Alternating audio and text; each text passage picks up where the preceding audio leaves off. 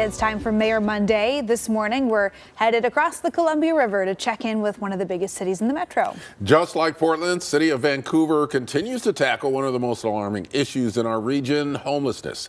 Joining us live to tell us more about Vancouver's recent emergency declaration, Vancouver Mayor Anne McInerney Ogle. Good morning. Always nice to see you. Good morning, Ken. Good morning, Emily. And before we get started, please send Kelly our best and congratulations on the weather. That's award. right. That was wonderful. Portland's most accurate 9 years running. She says thanks. Yeah. And we're all very lucky to have a solid team here. Yeah, Absolutely.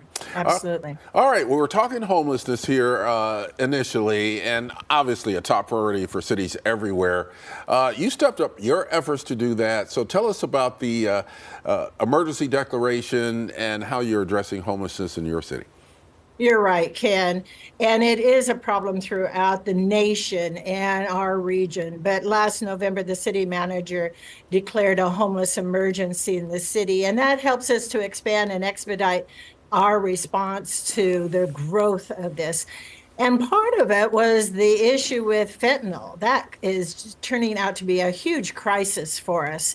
So the declaration allows him to issue an emergency order and kind of streamline all of those processes and protocols that we have in place so we don't have to wait 2 months for blankets and beds and water and those types of things. It also allows him to close properties in the outdoor area for tents based on public health and for safety assessments. So any slopes along Burt Bridge Creek for fires and that sort of routine. But as soon as we put that initiative in motion, we also put in 2 more safe stay communities. That's where we have 20 of the little tiny houses, the little pallet shelters from that company. Each of them can sleep 2, so up to 80 in each of those little villages. So right now we can serve up to 160 people at any given time. But we're continuing to hear good things from the communities. When we opened Safe Stay 3 right here near City Hall, we immediately noticed a reduction of homeless littering and tents and such in this area. And then out at our first site, it's been first and second site, very, very successful. Rules are enforced.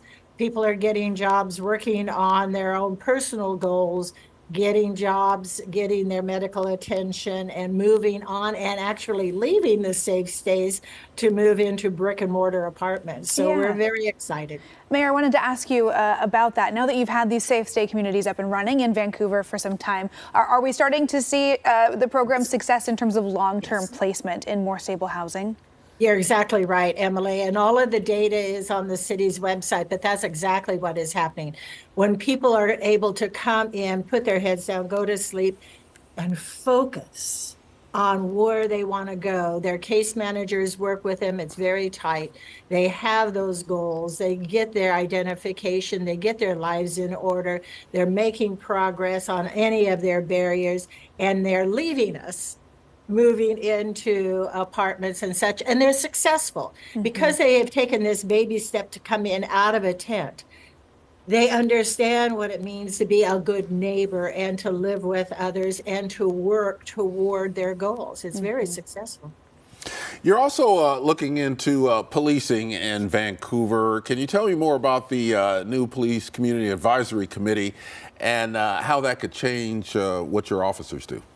You bet, Ken.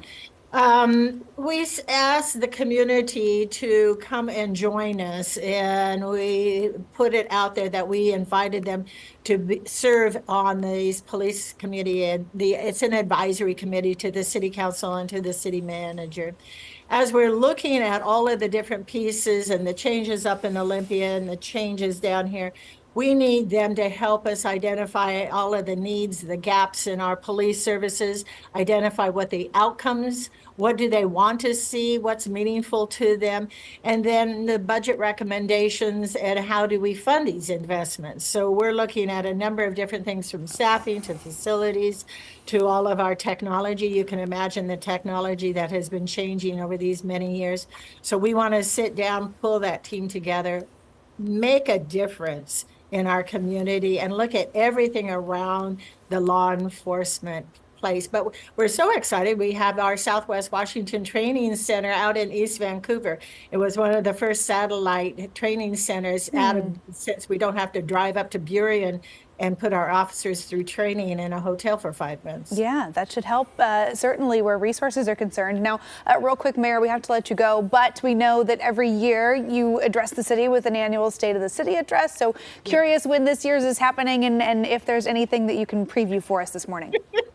March 18th, 6 o'clock out at Furstenberg, and it'll be followed by a community forum. So come on over. We're excited about all the changes and the evolving future that we have here in this city, and we want people to come and join us. Vancouver Mayor Ann McInerney-Ogle, thank you for joining us this morning. You bet. Thank you so much. Thanks. And to stay up to date on what's happening in cities across our area, check out our previous Mayor Monday segments on KOIN.com. Just click on the AM Extra tab. Time now is 7:30.